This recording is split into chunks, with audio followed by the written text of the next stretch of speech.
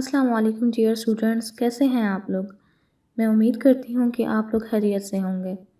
Dear students, अगर CS 101 के पिछले लेक्चर में से आपको किसी चीज़ की समझ ना आ रही हो तो आप लोग मुझे मेल करके पूछ सकते हैं। डियर स्टूडेंट्स, हमारा आज का लेक्चर हिस्ट्री ऑफ कंप्यूटिंग से रिलेटेड है। तो चलिए शुरू करते हैं लेक्चर नंबर 5 और मॉड्यूल नंबर 10 को।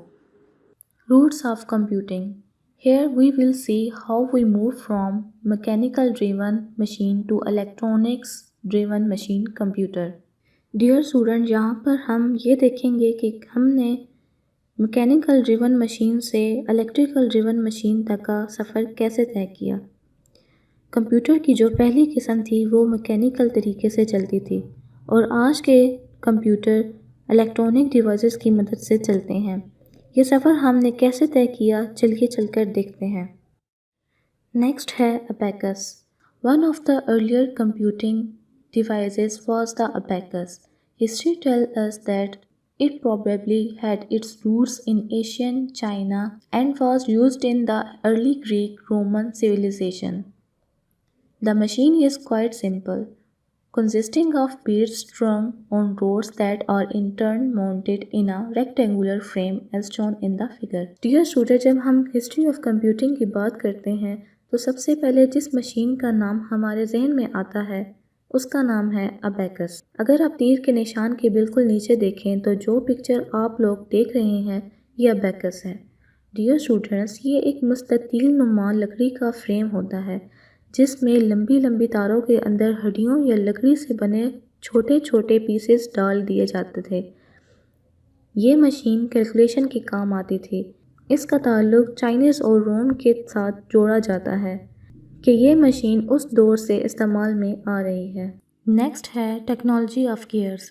Technology of gears in this time in the time period after the Middle Ages and before the modern era, the quest for more sophisticated computing machine was seeded. Students, अगर हम middle edges और आज के दौर की बात करें, ये हम 15वीं सदी ईस्वी से आज के दौर की बात कर रहे हैं, तो हमारे जहन में जिस मशीन का नाम आता है उसका नाम है seeded. A few inventors began to experiment with the technology of gears. Among these were Blaise Pascal of France, Gottfried Wilhelm Leibniz of Germany, and Charles Babbage of England. These machines represented data through gear positioning, with data being entered mechanically by establishing initial gear positions. Output from Pascal and Leibniz machine was achieved by observing the final gear positions. Babbage, on the other hand, envisioned machines that would print result of computation on paper. Possibility of transcriptions errors would be eliminated. Students, कुछ साइंसदानों ने gear की technology के ऊपर काम करना शुरू कर दिया। इन साइंसदानों में ब्लेस पास्कल जो फ्रांस से थे, गॉडफ्राइड विलियम लिबनीज और चार्ल्स बेबेज का नाम से फहरिस्त है। अगर आप तीर के निशान के बिल्कुल नीचे देखें तो आपको एक तस्वीर नज़र आ रही होगी। इसके अंदर निचली साइड पर छोटे छोटे गियर्स नज़र आ रहे हैं, जबकि ऊपर वाली साइड पर इनपुट और आउटपुट को शो करवा रहा है। वो इन गियर्स की पोजीशन को चेंज करके डेटा को इंटर करते थे और फाइनल गियर की पोजीशन से आउटपुट लेते थे। पास्कल और लिबनीज की मशीन में सिर्फ आउटपुट मशीन में ही नज़र आती थी, जबकि चार्ल्स बेबेज की मशीन में इसका प्रिंट भी हासिल किया जा सकता था और इसी वजह से चार्ल्स बेबेज की मशीन में गलतियों का इम्कान कम किया जा सकता था। डियर स्टूडेंट, यही मशीन आगे जाकर टाइपराइटर का रूप इख्तियार कर गई, जिसमें गियर की जगह बटन का इस्तेमाल किया जाता था। नेक्स्ट है ENIAC। More flexible machines such as the ENIAC electronic numerical integrator and calculator, developed by Johann Mauchly and J. Presper Eckert at the Moore School of Electrical Engineering, University of Pennsylvania, soon followed as shown in the figure. Dear students, abacus और सीडेड machine के बाद अब third machine जिसका हम जिक्र करने जा रहे हैं, इस मशीन का नाम ENIAC है। ये मशीन एक इलेक्ट्रोमैकेनिकल मशीन थी जिसे दो लोगों जॉन मोकले और जे प्रेसपर ने मिलकर बनाया।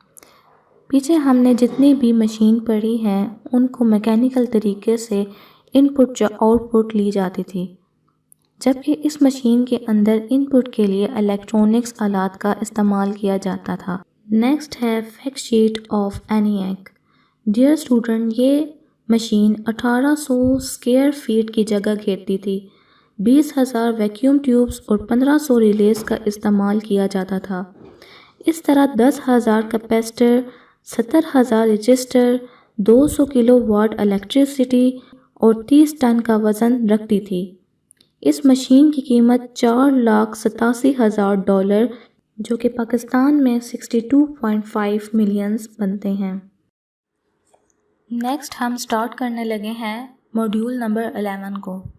फर्स्ट है bits. Bits in computer all kind of information is stored in bits. Bit is the basic unit of storage. Dear student, computer के अंदर तमाम डेटा बिट्स की सूरत में स्टोर किया जाता है। बिट स्टोरेज की बुनियादी यूनिट है। नेक्स्ट है basics. Information is coded as pattern of 0 और 1, short form of binary digits. 1 bit can contain only 1 value, 0 और 1। डियर स्टूडेंट, कंप्यूटर के अंदर इंफॉर्मेशन को बाइनरी डिजिट की फॉर्म में स्टोर किया जाता है। आप लोगों को मालूम होगा कि बाइनरी के अंदर सिर्फ 2 डिजिट्स होते हैं, 0 और 1। एक बिट सिर्फ एक वैल्यू ही रख सकता है, या तो वो 0 होगा या 1। नेक्स्ट है बिट्स यूनिट। डियर स्टूडेंट, यहाँ कुछ बिट के यूनिट दिए गए हैं जो कि एग्जामिनेशन पॉइंट ऑफ व्यू से बहुत अहम है। स्टूडेंट्स, 1 बाइट 8 बिट्स के इक्वल होता है, यानी कि 8 बिट के इक्वल होता है, और 1 किलोबाइट 1024 बाइट्स के इक्वल होता है, और 1 मेगाबाइट 1024 किलोबाइट के इक्वल होता है, और इसी तरह 1 टेराबाइट 1024 गीगाबाइट के इक्वल होता है। नेक्स्ट है pattern using bits. In 1 bit we can represent 2 pattern either 0 और 1।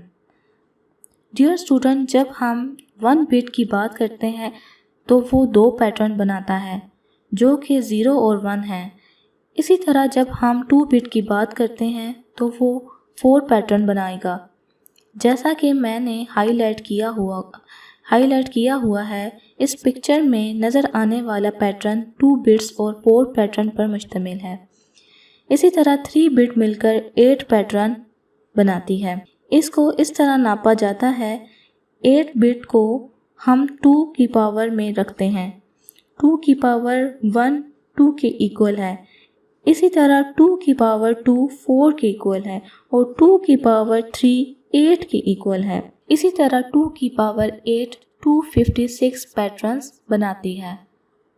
डियर स्टूडेंट्स, मैं उम्मीद करती हूँ कि आपको आज की लेक्चर की समझ आ गई होगी। अगर आपको CS 101 में कोई मुश्किल पेश आ रही हो तो आप मुझसे मिल करके पूछ सकते हैं।